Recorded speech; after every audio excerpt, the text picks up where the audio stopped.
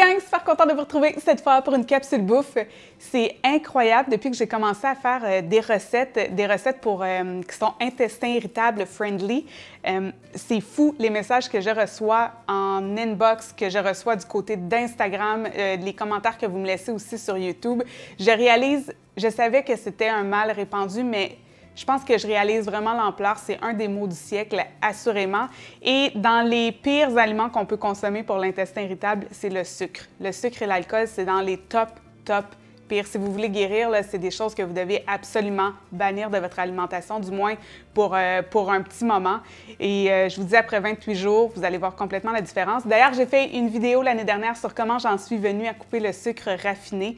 Même aujourd'hui, j'utilise un peu le sirop d'érable, le miel qui sont permis dans la diète paléo, mais c'est en très petite quantité parce que je réagis encore beaucoup au sucre. Je fais de l'insulino-résistance, donc rapidement, ça débouche, je me mets à avoir des cravings tout le temps, avoir tout le temps faim, même si je mange la même chose, les mêmes macros que d'habitude. Donc le sucre, c'est pas quelque chose que je peux réintégrer. Puis les symptômes reviennent aussi en période, même les fruits séchés. J'ai vraiment encore de la difficulté avec ça.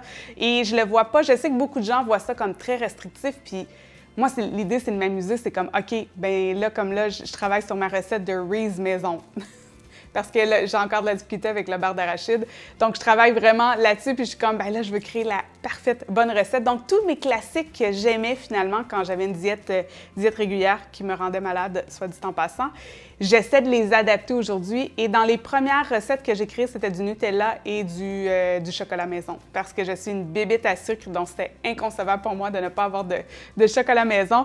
Alors là, j'en suis venue à créer, je me cherchais des collations le fun ou des desserts justement le fun qui sont pas coupables. Et j'en suis venue à créer mon pudding à la noisette. Donc, il y a du beurre de noisette dedans. Vous pouvez topper avec des éclats de cacao, des éclats de noisette également, puis un peu de chocolat. Je mettrai ma recette de chocolat dans la barre d'infos. Et c'est fait avec du stevia. Donc, si vous êtes en keto, c'est aussi parfait pour vous. Si vous voulez l'utiliser comme collation après l'entraînement, vous pourriez rajouter de la poudre protéinée dans le mélange tout simplement.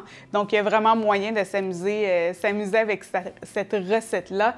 Et encore une fois, bien, je voulais vous remercier de me suivre, surtout du côté d'Instagram. Vous me demandez beaucoup de « OK, fais-nous une journée, qu'est-ce que tu manges, une journée dans ton assiette, qu'est-ce que tu manges au courant de la journée? » Ça s'en vient. Je travaille là-dessus, mais pour le moment, je trouve ça le fun de vous partager des petites recettes ici et là parce que le commentaire que j'ai souvent, puis même moi au début, j'étais tombée un petit peu dans ce piège-là, c'est qu'on sait tellement les aliments qui ne nous font pas réagir qu'on va vers ces raccourcis-là, puis à un moment donné, tu dis « ça fait 4 jours de suite que je mange la même affaire. » Donc, je pense qu'il y a moyen de jazzer ça, de s'amuser, puis de retrouver, comme je vous dis, les classiques.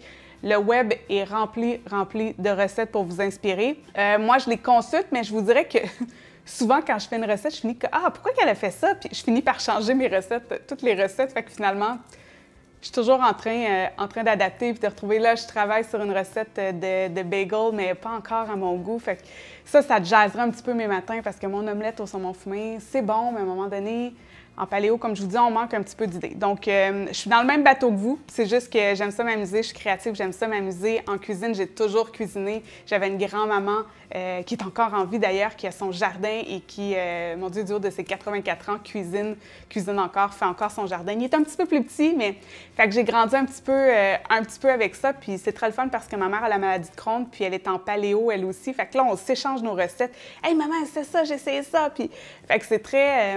je trouve ça cool. Puis je pense que c'est justement le secret de la réussite quand vous devez changer votre mode de vie. Bien, c'est sûr que toute la famille doit s'y mettre, puis toute la famille va en bénéficier de toute façon.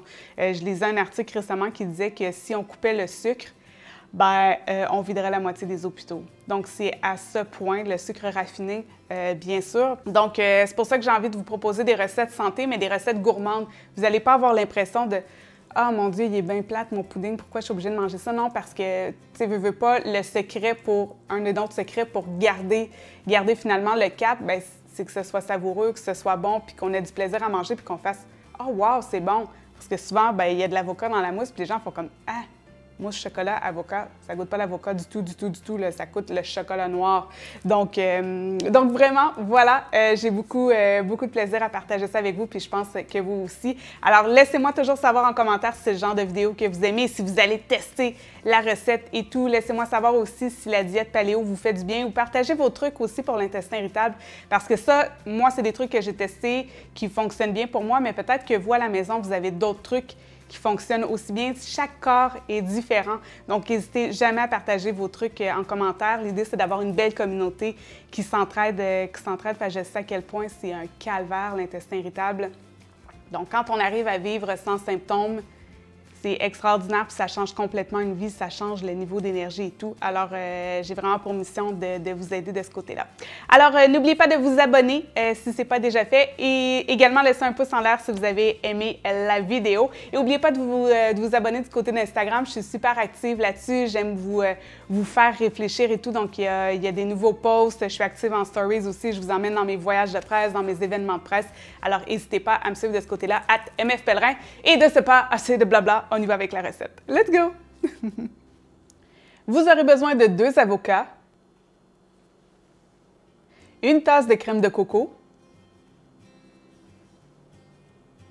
4 cuillères à table de beurre de noisette,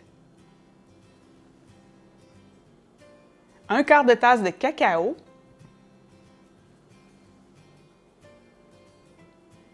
1 demi-cuillère à thé d'essence de vanille,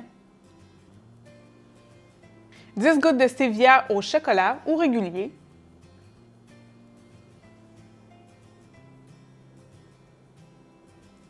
passez le tout au mélangeur à basse vitesse, fan du Vitamix ici, raclez le tout et mélangez à nouveau.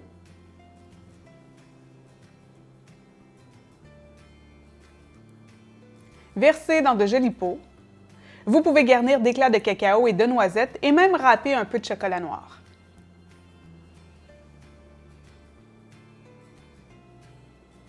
J'adore le savourer avec un bon coco latte. Bon appétit!